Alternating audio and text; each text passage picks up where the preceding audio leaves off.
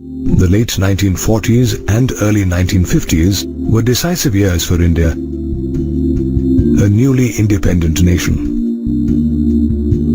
While certain leaders were busy charting the country's economic policies and growth, others were formulating policies that focused on the people's reproductive health, a concept encompassing total well-being in all aspects of reproduction, including physical, emotional, behavioral, and social.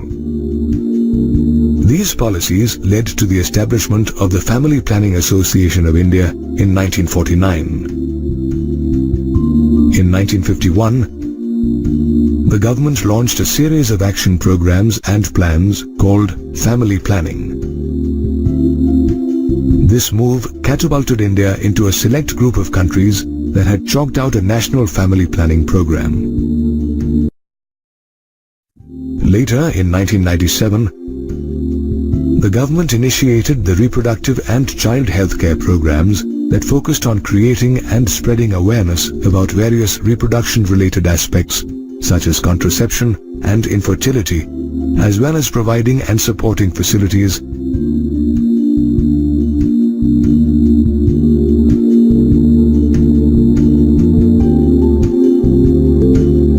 Today, the government, along with family planning experts, is continuously chalking out strategies to address the latest challenges arising in reproductive health.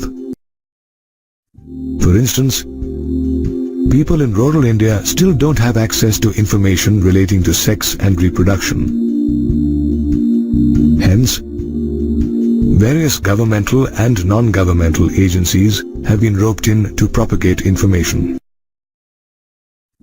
Experts associated with family planning have also realized that today's youngsters depend on the internet as well as other sources including movies, friends and magazines to learn about sex-related aspects. However, information gathered from these sources may or may not be reliable. Moreover, at times, the information can create myths as well as misconceptions and even unhealthy attitudes towards sex-related aspects. Therefore, these experts are advocating the need for sex education in schools. They argue that it will go a long way in imparting correct and relevant information about sex. Moreover, it will also make youngsters aware of social evils like sex abuse and sex-related crimes and the steps they need to take to fight such social evils. Experts also believe that people, especially adolescents, should be sensitized to hygienic sexual practices such as cleaning one's genitals, sexually transmitted diseases, AIDS, adolescence, and related mental and bodily changes, which in turn will ensure a reproductively healthy society.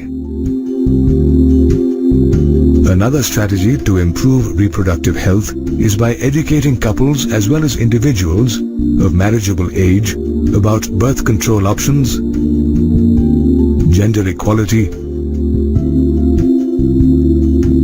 pre- and post-pregnancy care,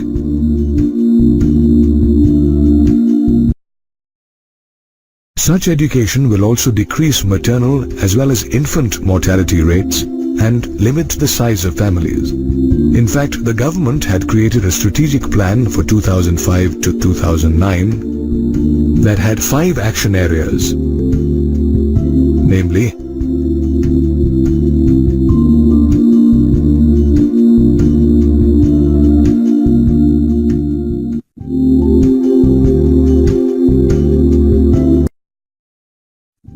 providing expert medical care and assistance to people on wide-ranging issues including pregnancy and delivery, STDs, abortions, menstrual problems, and infertility is another step taken by the government.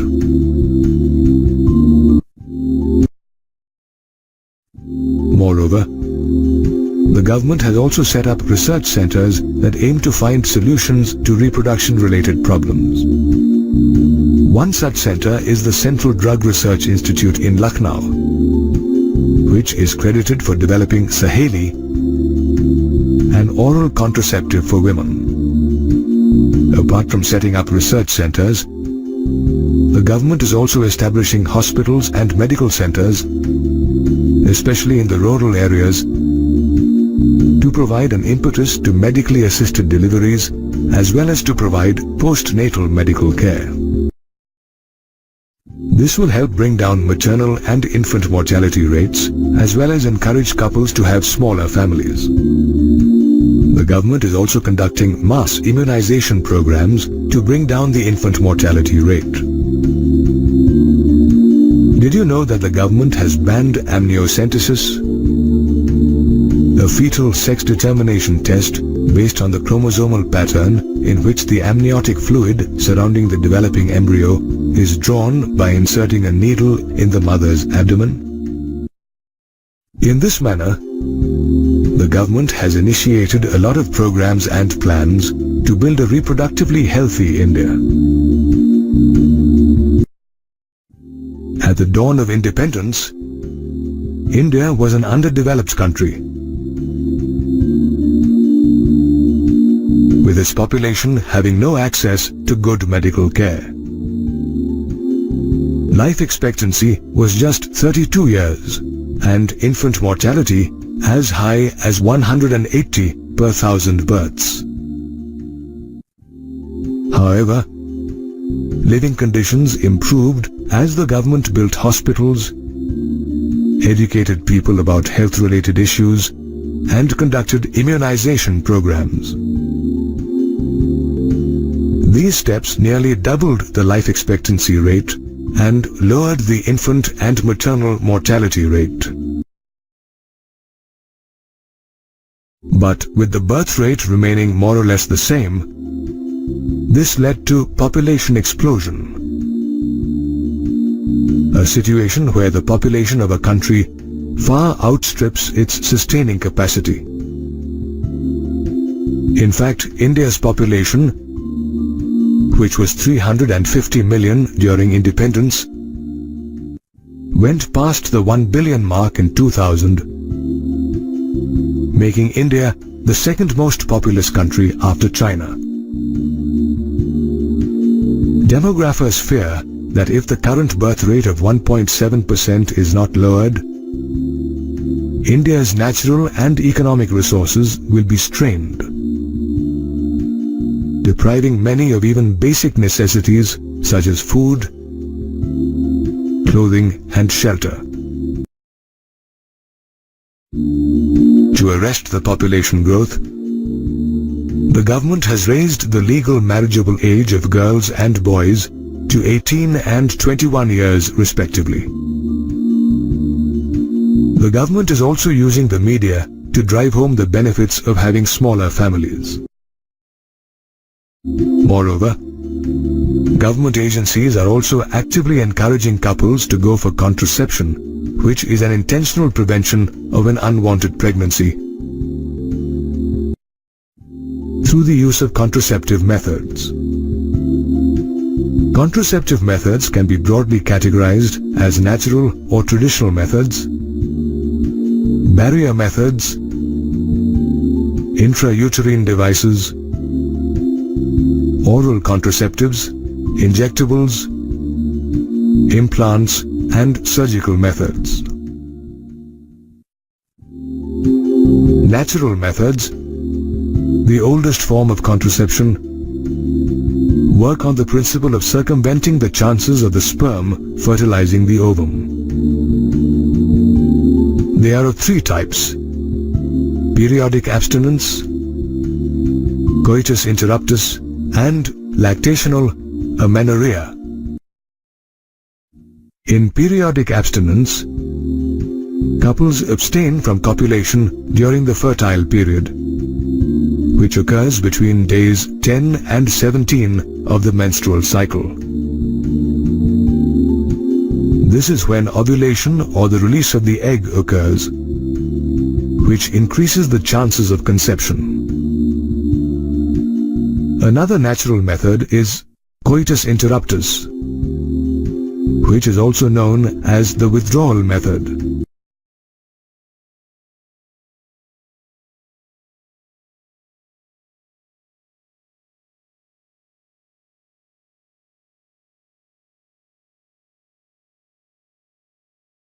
Lactational amenorrhea, or the absence of menstruation during lactation, is another natural method which works on the principle that lactating women don't menstruate for up to 6 months following parturition. This is because the hormone oxytocin, which stimulates milk production, also suppresses ovulation. Naturally, without ovulation, conception can't occur. Lactational amenorrhea, as well as other natural methods of contraception, are safe and have no side effects, as there are no devices, medicines or hormones involved. However, natural methods aren't very effective compared to other contraceptive methods such as the barrier method. This method makes use of either a condom, diaphragm or cervical or vault cap, which act as barriers to prevent the sperm and ovum from meeting. Condoms, which are available for both men and women, are made of thin rubber or a latex sheath, while condoms for males are rolled over the penis. Condoms for women are inserted in the vagina, where they block the sperm's entry into the reproductive tract by covering the cervix. Most couples prefer using condoms since they are cheap, easily available, and offer privacy as they can be self-inserted. Moreover, condoms also offer protection against sexually transmitted diseases such as AIDS and syphilis. A condom, however, can be used only once, and every new coitus session requires the use of a new condom. While condoms are available for both men and women, diaphragms, cervical caps, and vaults are meant only for women. These dome-shaped barriers are made of rubber and are inserted in the vagina. Did you know that the contraceptive efficiency of a barrier can be increased by applying spermicidal creams, jellies, and foams? That's because these products contain chemicals that kill sperm. Another contraceptive method is the use of intrauterine devices, commonly called IUDs. These are used by couples who want to delay pregnancy or space out their children. IUDs are tiny T-shaped devices that doctors insert into the uterus through the vagina.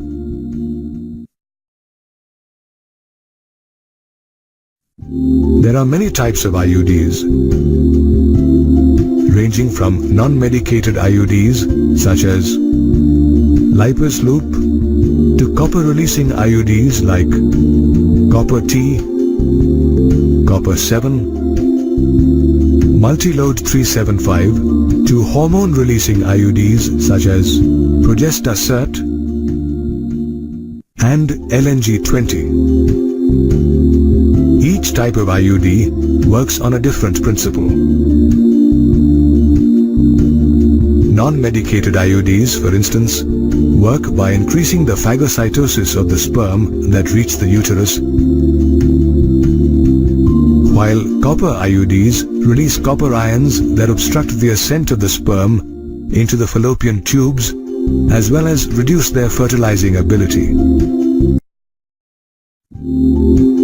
On the other hand, hormone-releasing IUDs make the uterus inhospitable for implantation by thickening the cervical mucus, which makes it impossible for the sperm to enter through the cervix. Apart from IUDs, women can also use oral contraceptives called the pill.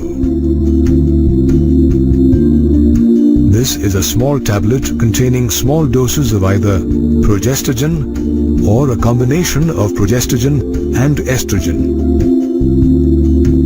Progestogen thickens the cervical mucus, which hinders the sperm's motility,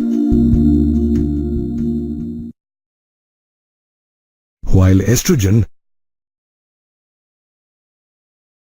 obstructs the pituitary gland from producing luteinizing hormone, which prevents ovulation. Ideally, a woman should take the first pill of the pack within 5 days of the menstrual cycle and continue taking it for 21 days. During the next 7 days, when the pill is not taken, the woman experiences her menstrual cycle. Following this, she needs to start taking the pill again. Progestogens alone or in combination with estrogen are also available as injections or implants that are to be placed under the skin. However, in comparison to pills, they remain effective much longer. While women have several contraceptive options, men have only 2 options for birth control: condoms and a terminal surgical or sterilization method called vasectomy. In this case, a tiny part of the vas deferens is removed and then tied to the scrotum by bearing a small incision on the same. In tubectomy, a sterilization method for women, a minuscule part of the fallopian tube is removed and tied up through a small incision in either the abdomen or through the vagina. Both tubectomy